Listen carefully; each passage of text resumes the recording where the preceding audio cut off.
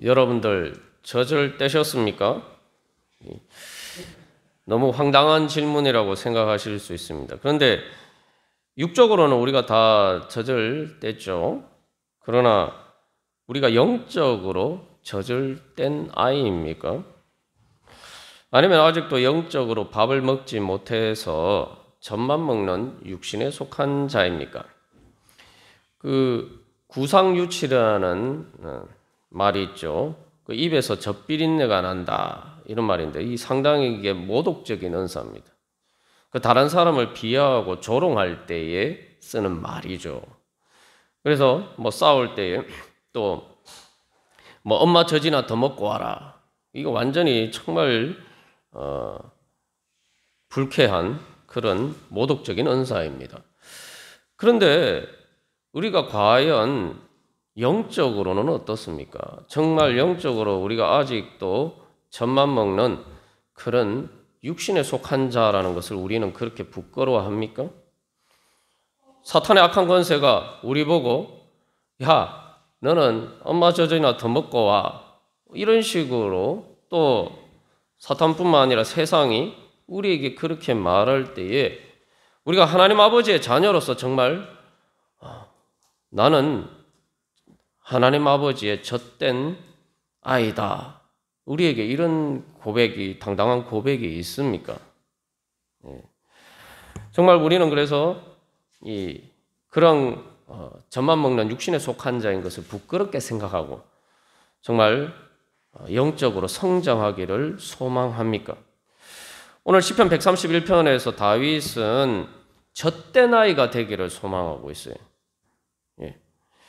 그래서 우리가 지금까지 이제 영적인 성장의 단계를 살펴보고 있습니다. 많은 분들이 그렇게 생각하실지 몰라요. 이게 영적인 성장의 단계에서 1단계부터 3단계까지는 이야기를 했는데 이 4단계 넘어가는데 왜 이렇게 오래 걸리냐. 지금 2, 3단계에서 4단계로 넘어가는 과정을 가지고 우리가 한 달 이상 계속 어떻게 하면 4단계로 넘어갈 수 있느냐를 다루고 있습니다. 이게 왜냐하면 2, 3단계에서 4단계로 넘어가는 성장하는 것이 정말 어려운 문제이기 때문입니다. 한마디로 말하면 젖을 떼는 문제이기 때문이에요. 뭐 우리가 다 뭐 오래전의 일이고 또 어렸을 때 일이라서 기억도 나지 않지만 사실은 어린 아이 때 엄마 젖을 떼는 것은 정말 고통스러운 과정이에요. 그래서 오늘 특별히 2, 3단계에서 4단계로 넘어가는 그 과정이 바로 영적으로 젖을 떼는 과정이다. 우리가 거기에 비유해서 우리에게 말씀을 통해서 어떻게 하면 우리가 4단계로서 하나님 앞에서 젖된 아이로 성장할 수 있을 것인가 우리가 이 말씀을 통해서 그 원리를 살펴보기를 바랍니다. 그래서 지금까지 우리가 이제 2, 3단계에서 4단계로 넘어가기 위해서는 옛자를 부인해야 된다. 또 자기 십자가를 지고 주님을 뒤를 따라야 된다. 그래서 그 옛자를 부인하는 것은 바로 내 안에 있는 가라지와 가시덤불과 엉겅퀴 같은 것을 제거하는 것이다. 우리가 그렇게 나누었습니다. 그런데 2, 3단계에서 4단계로 넘어가는 데 있어서 결정적인 문제는 이제 이 하나님과의 관계의 문제예요. 옛자와의 관계, 내 자신과의 관계의 문제, 또 세상과의 관계의 문제도 중요한 문제지만 근본적으로는 신앙 성장은 하나님과의 관계입니다. 그래서 오늘 영적으로 젖먹는 아이인가 아니면 영적으로 젖된 아이인가 이 문제는 바로 이러한 2, 3단계에서 4단계로 넘어가는 그 과정에 있어서 하나님과의 관계가 어떻게 변화가 되어야 되는지를 이제 보여주고 있습니다. 그래서 우리가 지난주에 요단강을 말씀을 믿고 순종하고 그렇게 요단강을 건너가게 된 이스라엘 백성들의 경우를 살펴봤어요. 이스라엘 백성들의 경우에 바로 이 요단강을 건너가는 것이 젖을 떼는 과정이었죠. 사실은 이게 이스라엘 백성들도 영적으로 젖을 떼기가 그렇게 어려웠습니다. 그래서 영적으로 젖을 못 떼서 40년 동안 광야에서 젖 먹는 어린아이로 그들은 살았어야 했단 말이에요. 여러분들은 어떻습니까? 영적으로 젖먹는 어린아이와 같은 단계에 머물러 있기를 원합니까? 그렇다면은 광야에서 살기를 원합니까? 신앙생활을 하는데도 여전히 나는 세상 속에 메마른 광야에서 살아가는 것과 같이 그렇게 살아가는 것이 바로 젖먹는 어린아이예요. 그러나 우리가 지난주에 살펴본 것처럼 여호수아 3장 말씀처럼 바로 이스라엘 백성들이 바로 요단강을 건너감으로써 그들이 영적인 젖을 뗀 아이가 되었을 때 그들은 바로 가나안 땅에서 젖과 꿀이 흐르는 가나안 땅에서 살 수가 있었단 말이죠.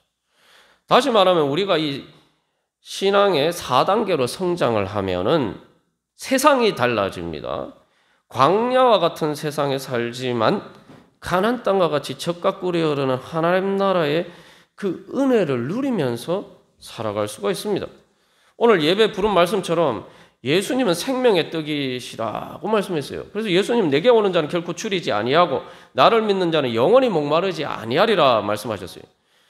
그러니까 우리가 예수를 믿으면은 바로 이러한 은혜를 누리면서 살아야 되지 않겠습니까? 내가 세상에 살지만 세상에 많은 부족한 것들이 있고 어려운 일이 있지만 나는 그러나 예수 생명의 뜻인 예수님 때문에 내가 늘 주님 앞에서 풍족하게 충만하게 주님의 은혜 가운데서 살아가고 메마른 광야에서도 주님께서 주신 생수의 강이 흘러넘쳐서 내가 이 땅에 살지만 바로 오아시스와 같은 그러한 하나님 나라를 미리 맛보면서 살아가는 것. 하나님께서 우리에게는 그런 축복을 주시고자 원하십니다. 하나님께서 원하신 것은 광야에서 그렇게 계속 돌면서 방황하면서 고생하는 것을 하나님 원하지 않습니다. 하나님 아버지께서 우리를 사랑하시기 때문에 우리로 하여금 속히 젖과 꿀이 흐르는 가나안 땅으로 들어가서 그 은혜 누리면서 살아가기를 하나님께서는 원하십니다.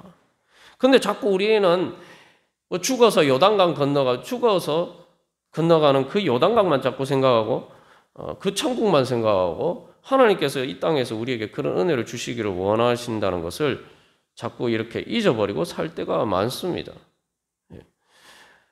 그렇다면 우리가 왜 그런 하나님께서 주시는 은혜를 향해서 나아가지 못할까요? 그것은 바로 젖되는 과정이 젖먹는 어린아이의 입장에서는 이게 정말 고통스러운 과정일 뿐만 아니라 말 그대로 자기를 부인하고 자기 십자가를 지는 말 그대로 자기가 죽는 것과 같은 그러한 고통스러운 과정이기 때문에.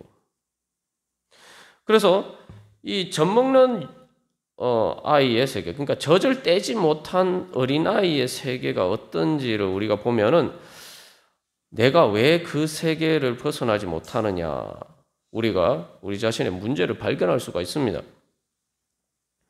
우리가 이제 어떤 부분에선 때로는 젖된 아이처럼 보일지라도 또 우리가 또 어떤 부분에서는 아직 여전히 젖먹는 어린아이와 같은 그런 단계에 있습니다. 그런 부분들이 이제 우리 안에서도 공존하죠.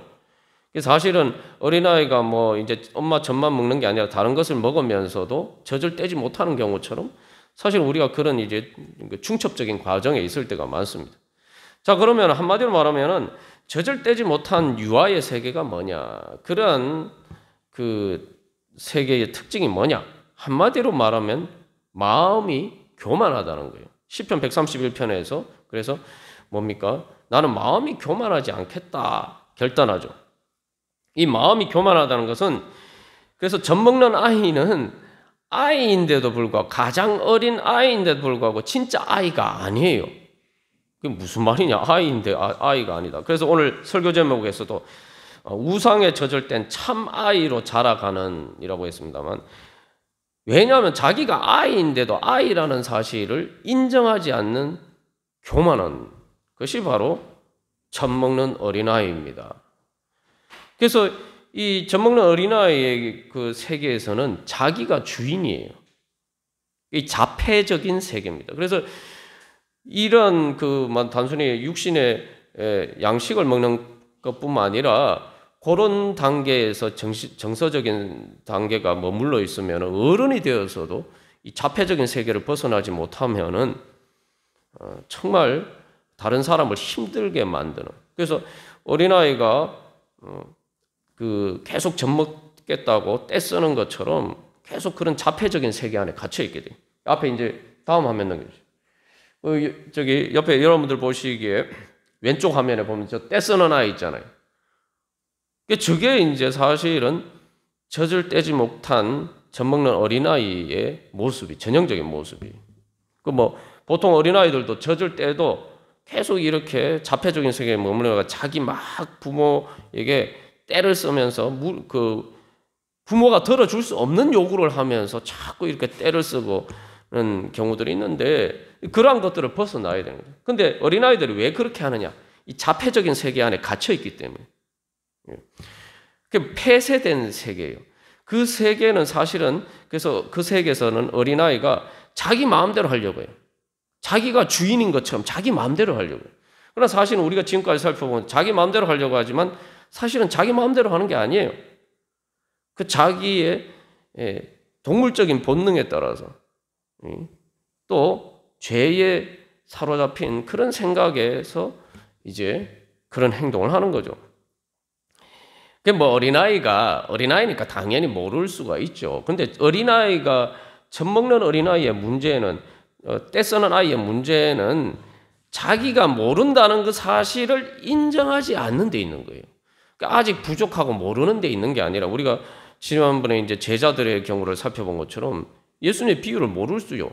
모르면 예수님께 물으면 되는데, 아이고, 제가 알려고 하면 되는데, 이 자폐적인 세계에 갇혀있는 어린아이는 자기가 모른다는 사실을 인정하지 않아요. 그러니까 자기 고집을 부리는 거죠. 자기 마음대로 하려고. 그래서 이제 여러분 한번 그런 생각해 보셨습니까? 내가 하나님과 같이 됐으면 참 좋겠다. 혹시 그런 생각해 보셨습니까? 하나님과 같이 된다는 게 뭐 별게 아니라 내 마음대로 마치 슈퍼맨처럼 내가 그런 능력을 가지면 좋겠다. 여러분 혹시 그런 생각 해보셨습니까?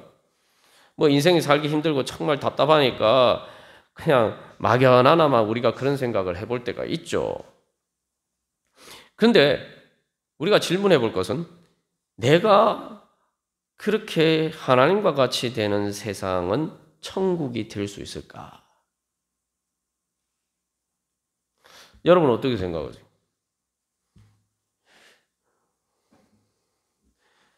여러분, 만약에 그렇다면 세상은 벌써 천국이 됐어야 됩니다. 세상에서 자기 마음대로 할 수 있는 힘과 권력을 가진 사람들이 또 다 그렇게 생각하지 않을까요? 근데 그런 사람들이 그렇게 정말 힘과 권력을 행사할 수 있는 자리에 갔을 때에 정말 훌륭한 지도자가 된 경우가 뭐 얼마나 있습니까? 이게 사실은 우리가 성장하기 전에는 그런 착각 속에 살 때가 많습니다. 내가 내 마음대로 할 수 있으면 세상이 천국이 될 수 있을 것 같다. 저도 철이 없을 때는 그렇게 생각했어요. 근데 이제 인생을 살면서 보니까 그게 아니더라고요. 그냥 내가 내 마음대로 한다고 천국이 될 수 있는 게 아니더라는 거예요. 내가 내 마음대로 하고 그래서 하나님의 말씀에 불순종하고 내 마음대로 했을 때에 이게 일이 잘 되는 게 아니라 내가 손을 대면 될수록 일이 망가지는 거예요. 그래서 이 오늘날 세상이 그렇지 않습니까? 세상에 뭐 전쟁을 일으키는 지도자나 뭐 사람들을 못 살게 구는 그런 그 정치적인 지도자들도 보면은 자기 나름은 자기가 잘한다고 생각하겠죠. 자기 최선을 다해요. 그런데 그 사람들이 만든 세상이 행복한 세상입니까? 아니잖아요. 저도 이제 제 인생을 돌이켜보면은 자꾸 이렇게 하나님께 불순종하고 제 마음대로 뭔가를 해보려고 했을 때에 오히려 이게 정말 내 인생이 점점 망가져 가는 것을 경험하게 됩니다. 이걸 빨리 깨달아 알아야 돼요. 그래서 어느 정도 이제 성화가 되고 또 내가 주님을 만나고 많은 은혜 체험을 했으니까 이제 괜찮겠지 했는데 또 그게 아니에요. 그래서 나는 정말 죽을 때까지 나는 어린아이입니다 하고 하나님 아빠 부르면서 하나님 아버지께 순종하면서 살아야지. 내가 이제는 뭐 이쯤 하면은 어느 정도 성장했다고 해서 생각해서 자꾸 내 생각대로 하려고 하면은 이게 일이 안 된다라는 사실을 이제 점점 깨달아 알아가게 됩니다. 그걸 깨달아 알아가게 되면 이제 젖을 뗄 수가 있어요. 근데 아직 그것을 깨달아 알지 못하면은 이 젖을 떼는 게 너무 고통스러워요. 그래서 여러분 오늘날 이제 세상을 봐도 그렇지 않습니까? 여러분 세상에서 제일 끔찍한 뭐 북한과 같은 경우에도 뭡니까? 북한이 왜 저기 똑같은 이 한반도에서 북한이 왜 남한보다 대한민국보다 더 살기가 어렵습니까? 공산주의라는 게 하나님 없이 인간이 유토피아를 이룰 수 있다. 그러니까 근본적인 문제인 거예요. 그러니까 공산당 일당 독재를 하는 그 자폐적인 세계죠. 민주주의는 거 다른 게 아니야. 인간은 다 죄인이다. 우리가 뭐 성경에서도 그렇게 얘기합니다. 원래 민주주의 상권 분립의 원리가 인간은 다 죄인이다. 절대 권력은 절대적으로 부패한다. 이걸 인정하는 게 민주주의예요. 그렇기 때문에 서로 이렇게 견제하도록 이제 권력 구조를 만드는 게 그게 민주주의죠. 예. 그나마 그래야지만 우리가 조금이나마 나은 세상에 살 수 있다는 거예요. 이게 세상 정치를 봐도 그렇습니다. 내 자신도 마찬가지. 예. 내 자신의 삶도 마찬가지. 인간의 내가 어린아이인데 한마디로 말하면은 내가 어린아이라는 사실을 주님 앞에서 나는 어린아이에 불과하다는 사실을 인정하지 않고 교만하면은 우리는 바로 젖먹는 아이의 자폐적인 세계를 벗어날 수가 없다는 거예요. 예. 그래서 이게 이제 젖을 떼려고 할 때에 젖먹는 어린아이의 이제 반응을 보면은 이스라엘 백성들이 이제 요단강을 건너가서 이제 가나안 땅에 들어가라고 하나님께서 말씀하시잖아요. 이제 너희가 이제는 젖을 뗄 때가 됐다 하나님 말씀하셨단 말이에요. 하나님이 이미 그 전에 젖먹는 과정을 통해서 하나님이 다 이렇게 보여주셨단 말이에요. 물론 이렇게 젖먹는 과정 자체도 필요하죠. 성장 과정에서 반드시 필요해요. 그런데 계속 젖먹는 단계에 머물러 있으면 이제 그게 문제가 돼요. 하나님이 이제 젖을 떼고 너희들이 가나안 땅으로 들어가라 라고 말씀하셨는데 이스라엘 백성들은 거부를 했죠. 그래서 이스라엘 백성들의 입장에서 생각하면 또 젖을 떼려고 할 때에 젖먹는 아이의 입장에서 생각해보고 우리 자신을 비춰봐야 돼요. 젖먹는 아이의 입장에서는 젖을 뗀다는 거는 이게 죽는 거예요. 죽는 거예요. 젖을 먹지 않으면 죽을 것 같단 말이에요. 그래서 오늘 시편 131편에서 다윗은 뭐라고 얘기합니까? 내 마음이 교만하지 아니하고 그 다음에 두 번째 뭐예요? 내 눈이 오만하지 아니하오며. 이게 젖먹는 아이의 눈이 오만한 거예요. 뭐냐면은 자기가 생각하기에 엄마는 이제 젖을 떼도 네가 이제 뭐 이유식도 하고 뭐 다른 걸 먹을 수 있으니까 이제 젖을 떼야 돼 이렇게 얘기를 하는데 자기 눈에 보기에는 그게 아니란 말이에요. 엄마가 틀렸어요. 엄마가 틀렸으니까 자기 판단 기준에 따라서 막 죽을 것 같으니까 이제 떼를 쓰고 젖을 안 주면은 막 엄마를 괴롭히죠. 예. 그래서 이스라엘 백성들도 가나안 땅에 들어가면은 그 땅은 그 주민을 삼키는 땅이다. 하나님 말씀대로 하면 이제 죽는다 이렇게 생각합니다. 제가 지난주에 제 자신의 간증을 말씀드렸습니다만, 아니 시험 100일밖에 안 남았는데, 대학 입시가 100일밖에 안 남았는데 기도원에 들어가서 공부도 안 하고 2주 동안 교만한 거 회개하고 기도하고 있으면은 죽을 것처럼 보인다. 그러니까 이제 가기 싫은 거죠.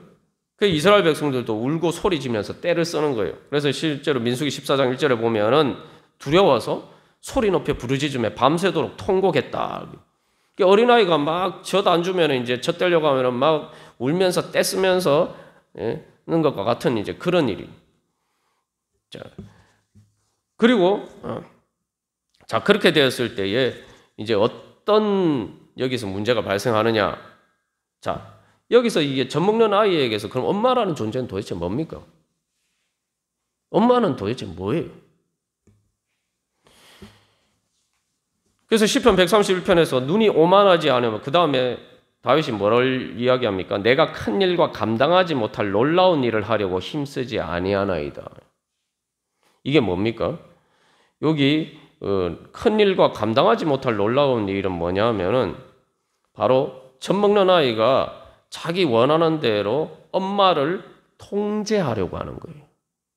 엄마는 젖을 떼려고 하는데 나는 젖을 계속 먹고 싶단 말이죠. 그러니까 엄마가 나에게 계속 젖을 먹이게 만들려고 엄마를 이제 통제하려고 여러 가지 자기 나름의 방법을 씁니다. 애가 울고 그런 게 다 이제 엄마를 위협하는 거죠. 쉽게 말하면 칼만 안 들었다 뿐이지 사실은 이게 아이니까 그렇지 아이가 사실은 그렇게 젖댈 때 막 떼쓰고 하는 게 그 아이의 입장에서 사실은 어른들이 그래서 이 자기 요구를 안 들어주면은 협박하고 쉽게 폭행을 가하고 물리적인 폭행을 하고 심지어 살인까지 하잖아요. 그게 사실은 아이가 떼쓰는 것도 사실은 같은 맥락 속에 있어요. 그런 부분들이 교정이 안 되면은 어른이 돼 계속 그런 식으로 행동을 해요. 그 아이 때는 뭐 기껏 해봐야 뭐 우는 것밖에 할 수가 없지만 이제 어른이 되면 이제 점점 많은 일을 할 수가 있죠. 그게 그러면 범죄가 되는 거예요. 그게 바로 다윗이 얘기하는 바로 큰 일과 감당하지 못할 놀라운 일이에요. 그러니까 내가 그것을 통해서 내가 잘 될 수 있는 게 아닌데도 불구하고 내 생각대로 하면은 내 마음대로 하면은 하나님 말씀에 불순종하고 내 마음대로 하면 잘 될 것처럼 생각하는 거 그게 바로 뭐예요? 내가 감당하지 못할 놀라운 일이에요. 우리가 지난번에 살펴본 하나님이 우리에게 기이한 이스라엘 백성들에게 기이한 일을 행하실 것이다. 놀라운 일을 행할 것이다. 놀라운 일은 사람이 할 수 없는 일이에요. 우리가 사는 길이에요.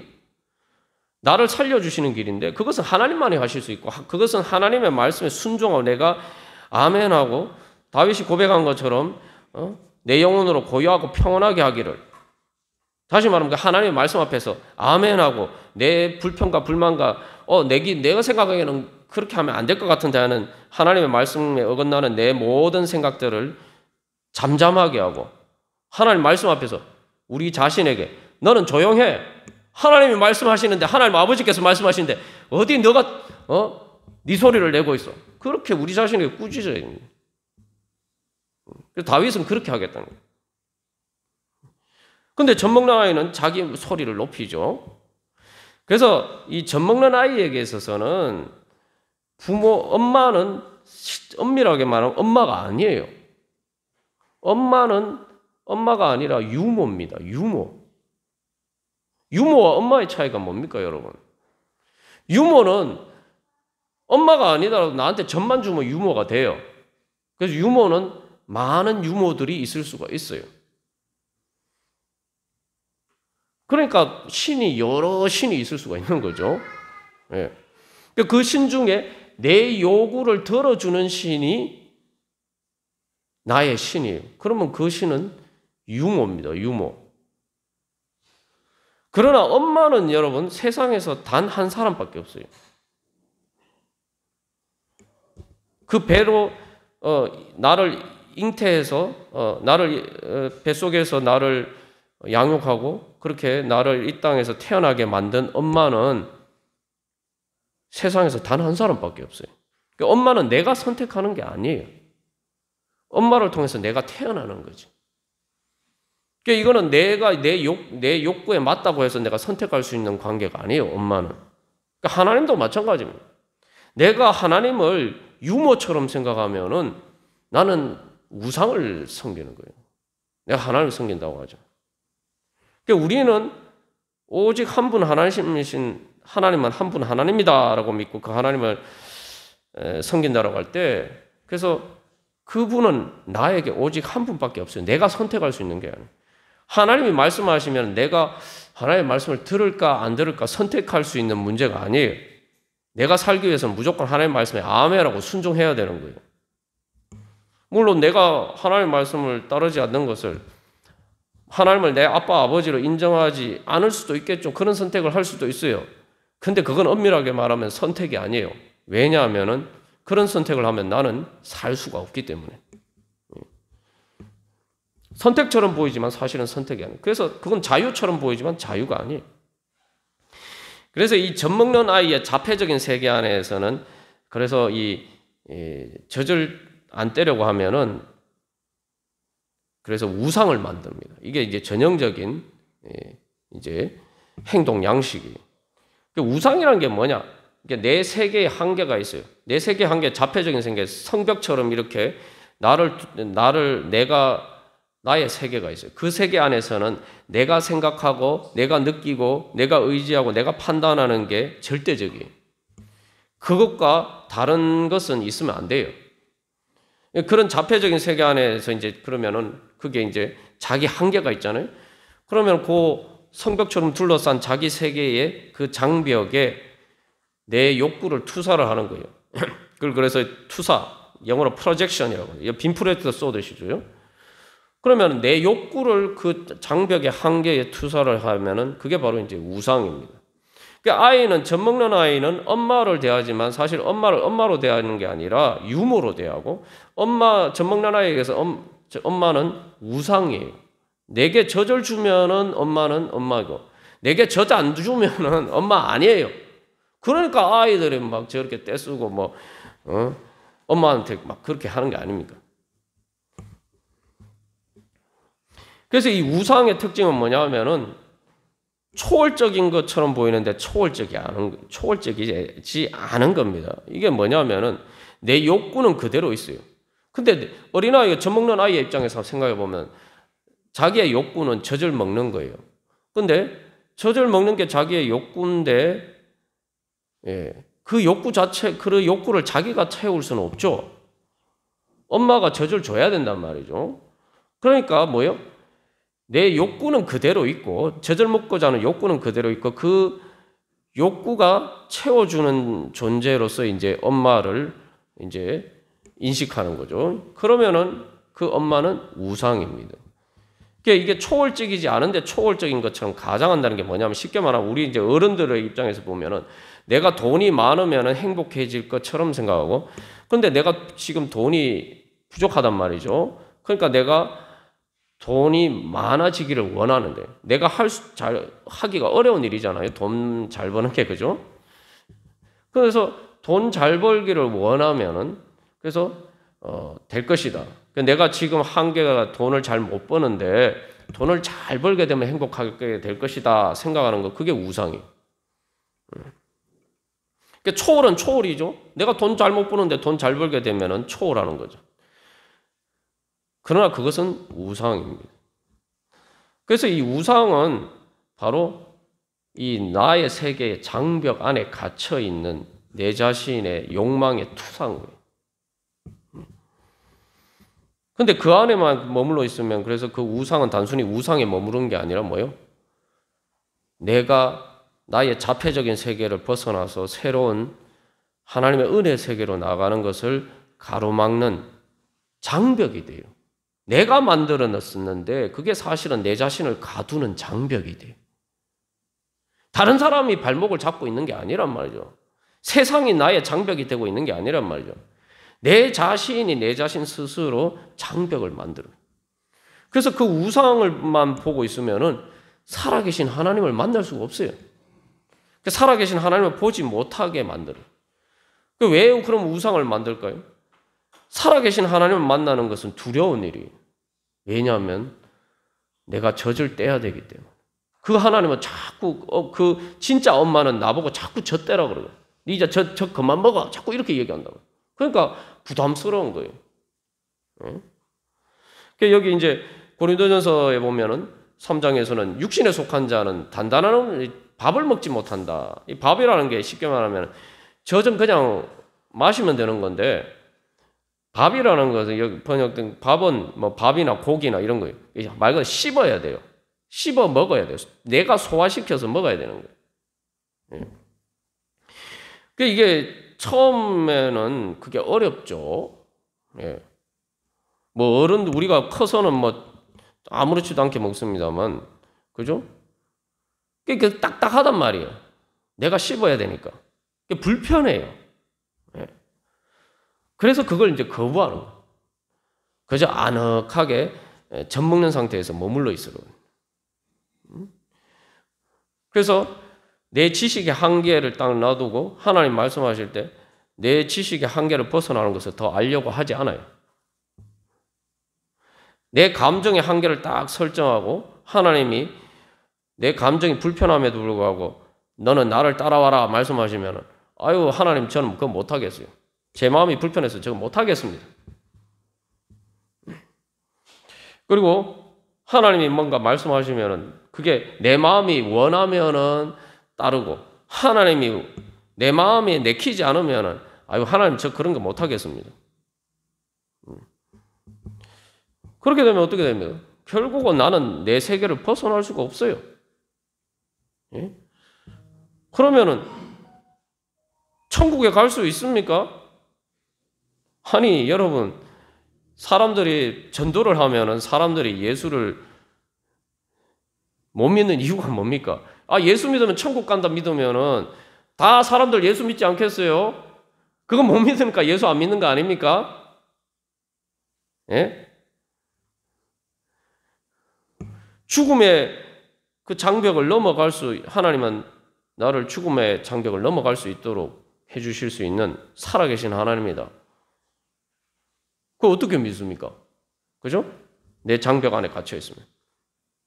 그래서 우리가 뭐 지난번에 살펴본 것처럼 베드로가 이제 보면은 주는 그리스도시요 살아계신 하나님의 아들입니다. 막 이런 고백을 해서 대단한 신앙인 것처럼 보이는데 예수님 막 그 십자가를 지고 그다음에 고난 당하시고 사흘 만에 부활하실 것이다 말씀하시니까 막 예수님 보고 그러면 쉬면 안 됩니다 그러잖아요.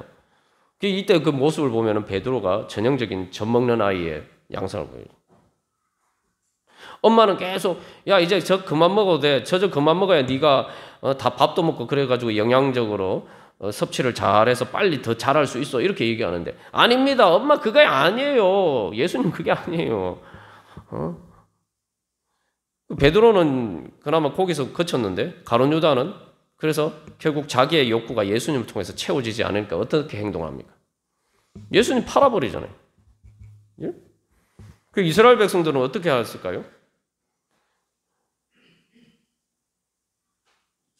모세와 아론을 여호수아와 갈렙을 돌로 쳐서 죽이려고요. 죽에 떼서는 어린아이 모습 그래요. 그 뭐 여러분 자녀를 키워보셔서 잘 아시겠지만 아이들이 떼쓰면은 이게 고집이 세면은 이게 뭐 진짜 막 자기 숨이 꼴딱꼴딱 넘어가면서도 절대 양보 안 하죠. 엄마 말 안 따라가죠. 예? 완전 누가 이기나 한번 붙어보자 이거 아닙니까? 나는 죽어도 나는 저기 엄마가 시키는 대로 못하겠다 이거 아니에요. 그죠? 그러니까 막 울고불고 떼쓰는 거 아니에요. 그래서 그것 때문에 여러분 뭐 사람들 많은 데서 백화점 같은 데서 막 떼쓰면은 아니 그 애야 뭐 자기 자폐적인 세계 안에 갇혀 있으니까 자기가 얼마나 부끄러운 짓을 하고 있는지 그래서 막 지나가는 사람들이 다 쳐다보잖아요. 자기는 근데 어린아이는 자기 자폐적인 세계에 갇혀 있기 때문에 눈이 어두워서 벌거벗은 임금님이 자기가 그처럼 그 벌거벗은 임금은 자기가 그래도 벌거벗은 줄 압니다만 어린아이는 그것도 몰라요. 자기 모습이 어른들 보기에 다른 사람들 보기에 얼마나 철부지 같은지를 전혀 인식을 못해요. 그러나 엄마는 어떻습니까? 엄청나게 부끄럽죠. 예? 많은 사람들이 있는 데서 애가 그러면은 이스라엘 백성들이 하나님하고 그랬어요. 그건 뭐 사실 저도 그랬습니다. 제가 뭐 지난주에 간증에서 천국을 경험했던 아니 인간이 얼마나 완악한지 뭐 여러분들은 안 그랬으면 좋겠습니다만 인간이 얼마나 완악한지 제 같은 경우는 그런 천국을 경험하고 그 다음에 똑같이 또 다른 일에 부딪히니까 제 마음에 안 맞으니까 계속 불순종하고 그런 이제 어리석은 자리에 서 있을 때가 많단 말이에요. 이게 인간의 한계입니다. 그래서 다윗이 오늘 시편 131편에서 그렇게 결단한 거예요. 그래서 시편 131편의 표제가 뭡니까? 다윗의 시 곧 성전에 올라가는 노래. 우리가 진정한 예배를 드려요. 영적인 경장은 예배라고 말씀드려요. 믿음으로 하나님을 따르는 거예요. 내 눈에 보이면 믿을 필요가 뭐가 있습니까? 내 눈에 안 보이지만 하나님이 말씀하시니까 나의 엄마와 같으신 그 하나님이 나에게 말씀하시니까 아멘하고 내 생각에는 아니지만 내 모든 소리를 잠재우고 아유 하나님 말씀하신 거 하나님 알아서 해주십시오. 저는 주님 따라가겠습니다. 그래야 이제 젖대 나이가 되는 거죠. 그래서 이 저절되지 않고 하나님을 그런 관계에 있으면 보면은 성전에 올라갈 수가 없습니다. 성전에 올라가는 노래. 여러분 오늘 예배 시간인데 여러분 예배 시간에 나오셔서 하나님을 만나십니까? 살아계신 하나님을 만나십니까? 왜 우리가 예배와 또 기도와 말씀을 통해서 살아계신 하나님을 못 만나느냐? 우리가 젖먹는 어린아이의 관점에서 하나님을 대하기 때문이에요. 그러면 성전에 올라갈 수가 없어요. 성전에 올라가서 하나님의 은혜 보좌 앞에 설 수가 없어요. 왜냐하면 내가 만나기를 원하는 하나님이 진짜 살아계신 하나님이 아니고 그저 내 욕구를 채워주는 우상을 내가 하나님으로 섬기고 있기 때문에 살아계신 하나님을 당연히 못 만나죠. 그래서 제가 이제 지난주에 제 간증을 해드렸습니다만, 그래서 이제 기도원에 가서 2주간 무슨 기도를 했느냐? 교만한 기도, 교만. 내 혼자 할 수 없음에도 불구하고 내가 열심히 공부해가지고 좋은 성적 거둬서 뭐 내가 원하는 대학에 갈 수 있다. 내 인생을 내 마음대로 그렇게 잘할 수 있다고 생각했던 그 교만, 그거 하나님 앞에 회개. 2주 동안 무슨 기도를 했느냐? 2주 동안 교만한 거 회개했어. 계속. 내가 할 수 없으면서 자꾸 내가 할 수 있는 것처럼 교만했던 거야. 그래서 그렇게 회개를 했을 때 깨달아 알게 된 거는 뭡니까? 그렇게 회개하고 나니까 하나님이 살아계신 하나님을 만날 수 있도록 제 눈을 열어주시는 거예요. 그래서 저는 우상을 찾고 있었어요. 우상을. 사실은 열심히 뭐 기도도 하고 신앙생활, 남들 보기에는 모범적으로 신앙생활 한다고 했지만 내 나름의 우상을 계속 찾고 있었단 말이에요. 하나님이 그래서 마지막 날 이제 기도할 때 하나님이 내 우상을 내가 원하는 걸 왜 안 들어주십니까? 제 나름 열심히 신앙생활하고 살았는데 왜 하나님 안 들어주십니까? 그랬더니 그때 이제 제일 아쉬운 게 뭐 성적이 안 오르는 거하고 또 이제 사춘기니까 사춘기 때 제일 좋은 게 뭡니까? 제일 사춘기 청소년들이 제일 원하는 게 뭡니까? 친구 아닙니까? 친구가 없다는 거예요. 그 두 가지를 가지고 왜 하나님 저는 이런 상황에 처해 있습니까? 뭐 그렇게 하나님 앞에 막 원망하듯이 그렇게 이제 기도를 했는데 하나님 말씀, 야, 내가 너 옆에 있는데 내가 내 친구가 되어주겠다고 하는데 왜 너는 나를 바라보지 않고 세상에 다른 사람들만 바라보고 넌 친구가 없다고 하냐? 도대체 그러면 나는 뭐냐? 너 옆에 있는 나는 뭐냐? 그러니까 이제 이게 기가 막힌 일이죠. 하나님이, 예수님이 내 친구로 내 옆에 계신데 그 사랑의 품에 안아주시려고 나의 친구가 되어주시려고 내 옆에 계속 기다리고 한마디로 대기하고 계시는데 그 내가 친구를 원하는데 사실은 예수님이 내 친구가 되어주시려고 기다리고 계시는데 나는 예수님 안 보고 엉뚱한 것만 보면서 왜 친구가 없습니까? 이렇게 이야기하고 있으면 그 우상이죠.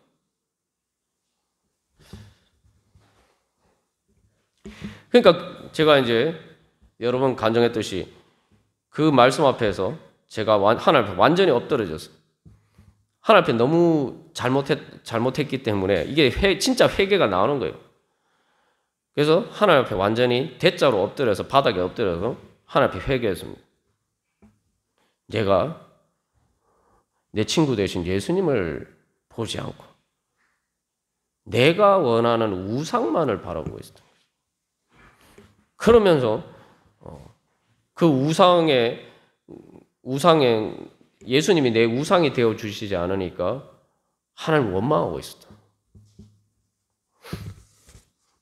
그렇게 회개하고 나니까 나의 자폐적인 세계가 열리면서 살아계신 하나님을 만나고 마치 이스라엘 백성들이 요단강을 건너간 것처럼 그 물이 흐르는 것과 같은 바로 급류가 흘러서 제가 진짜 그곳에 있으면 죽을 것 같았는데 그곳이 마른 땅으로 변한 것처럼 내가 죽을 것 같았는데 다른 내가 원하는 것들이 이루어지지 않으면 죽을 것만 같았는데 예수님이 나와 함께 계시니까 다른 모든 것이 다 이루어진 것보다 더 행복한 천국의 하나님 나라의 세계가 열린 천국의 문이 열리더라고요. 나의 그러한 젖먹는 어린아이와 같은 자폐적인 세계가 깨어지고 내 우상이 깨어지고 살아계신 하나님을 예수님을 통해서 만나니까 천국의 문이 열리는 거예요. 그게 그래서 다윗이 뭐라고 고백합니까? 내가 젖된 아이가 그의 어머니 품에 있음 같게 하였나니 내 영혼이 젖된 아이와 같도다. 엄마 품에 안긴 젖된 아이와처럼 그렇게 행복한 바로 하나님의 사랑의 품에 안긴 행복한 아이처럼 바로 천국의 은혜를 경험하게 됐습니다. 하나님께서는 오늘도 우리에게 그런 은혜를 주시기 위해서 우리를 부르십니다. 이제 내가 떼야 될 젖이 무엇인지 우리 자신을 돌이켜보고 주님, 이제 주님, 제가 젖된 아이로서 주님, 하나님을 엄마 품과 같은 하나님의 사랑과 은혜 품에 안기기를 원합니다. 제 모든 교만하고 오만한 것들 다 내려놓고 주님께 제 자신을 맡기오니 주님의 사랑의 품에 꼭 안아 주시옵소서. 그래서 저의 자폐적인 세계를 벗어나서 천국의 문이 열리게 하여 주시옵소서. 우리 함께 기도하겠습니다. 우리 주보 3면에 있는 기도 제목 교독하고 우리 같이 기도하겠습니다. 1번 제가 먼저 읽겠습니다. 저는 하나님과 같지 않고 어린아이와 같아서 하나님을 믿고 의지하지 않고서는 살 수 없습니다.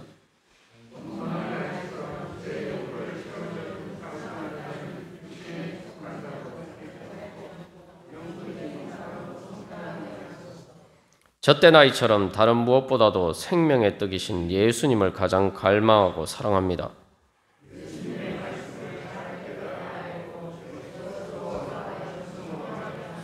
다 같이 한 목소리로 받들도록 하겠습니다. 그 생명의 양식으로 체험받아 성화 하나님 나라의 열매 맺게 하소서.